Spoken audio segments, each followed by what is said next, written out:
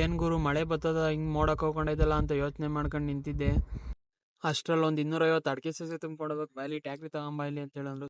ಸರಿ ಆಯ್ತು ಅಂತೇಳಿ ಟ್ಯಾಕ್ರಿ ತಗೊಂಡ್ ಹೊಂಟೆ ಗುರು. ನಮ್ ಫ್ರೆಂಡ್ ಮಾತ್ರ ಅಡಿಕೆ ಸಸಿ ತುಂಬ್ಕೊಬೇಕಾಗಿದ್ದು, ಅಡಿಕೆ ಸಸಿ ತುಂಬ್ಕೊಂಡು ಅಲ್ಲಿಂದ ತಗೊಂಡೋದೆ. ಅಂದಂಗೆ ಅದು ಅಡಿಕೆ ಸಸಿ ನಮ್ ಚಿಕ್ಕಪ್ಪರ್ಗಿನಿ, ಅಲ್ಲಿ ಹೋಗಿ ಅಂತೋಡ್ ಮಾಡ್ದೆ ಗುರು.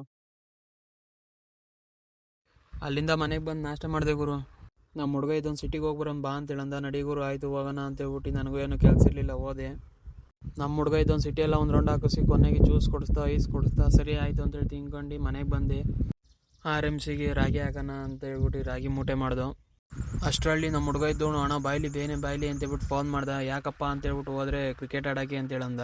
ಸರಿ ಆಯ್ತು ಆಡೋಣ ಆಡ್ರಿ ಅಂತ ಹೇಳಂದ್ರೆ ಅಲ್ಲಿ ಮ್ಯಾಚ್ ಟೀಮ್ ಮಾಡೋ ಅಷ್ಟೊತ್ತಿಗೆ ಅರ್ಧ ಗಂಟೆ 1 ಅವರ್ ಮಾಡಿದ್ರು. ಅವ್ರು ಬೇಕು ಇವ್ರು ಬೇಕು ಅಂತೇಳಿ ಕಿತ್ತಾಡ್ಕೊಂಡು ಹಂಗೋ ಹಿಂಗೋ ಆಡಿ ಒಂದು 4-5 ಮ್ಯಾಚ್ ಆಡಿ ಒಂದು 2-3 ಮ್ಯಾಚ್ ಗೆದ್ದು ಒಂದು 40 ರೂಪಾಯಿ ಕಾಸು ಬಂತು ಅಷ್ಟೇ ಗುರು.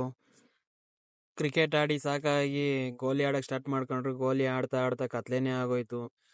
ನಿದ್ದವನು ಸರಿ ಆಯ್ತು ಗುರು ನಾನು ಹೋಯ್ತೀನಿ ಟೈಮ್ ಆಯ್ತು ಅಂತ ಹೇಳ್ಬಿಟ್ಟು ತಿರ್ಗಾ ಅಲ್ಲಿಂದ ನಮ್ಮ ಹುಡುಗನ ಜೊತೆ ಕುದುರಿಗೆ ಹೋದ. ಕುದುರ್ಗೆ ಹೋದ್ಮೇಲೆ ನಮ್ಮ ಹುಡುಗ ಏನು ತಿಂತೀಯಾ ಅಂತ ಹೇಳಂದ. ನಾನಿದ್ದವನು ಸೇವ್ಪುರಿ ತಿಂತೀನಿ ಮಗ ಅಂತ ಹೇಳಂದೆ. ಸರಿ ಆಯ್ತು ತಿನ್ನು ಅಂತ ಹೇಳ್ಬಿಟ್ಟು ಕೊಡಿಸ್ತಾ ಅಲ್ಲಿಂದ ತಿನ್ಕೊಂಡು ಮನೆಗೆ ಬಂದು RCB ಮ್ಯಾಚ್ ನಡೀತಿತ್ತು. ಮ್ಯಾಚ್ ನೋಡಿದೆ, ಚೆನ್ನಾಗಿ ಆಡ್ತಿದ್ರು. ಅಮ್ಮ ಮ್ಯಾಚ್ ನೋಡಿ ಸಾಕು ಬಾ ಊಟ ಮಾಡು ಅಂತ ಹೇಳಂದ್ರು. ಸರಿ ಆಯ್ತು ಅಂತ ಹೇಳ್ಬಿಟ್ಟು ಊಟಕ್ಕೆ ಕೂತ್ಕೊಂಡೆ. ಮೊನ್ನೆ ರಾತ್ರಿ ರೊಟ್ಟಿ ಮಾಡಿದ್ರು, ರೊಟ್ಟಿ ತಿಂದೆ, 3 ರೊಟ್ಟಿ ತಿಂದೆ. ರೊಟ್ಟಿ ತಿಂದು ಮ್ಯಾಚ್ ನೋಡಿ ಮಲಿಕೊಂಡು ಇಷ್ಟೇ ಫ್ರೆಂಡ್ಸ್, ಬಾಯ್.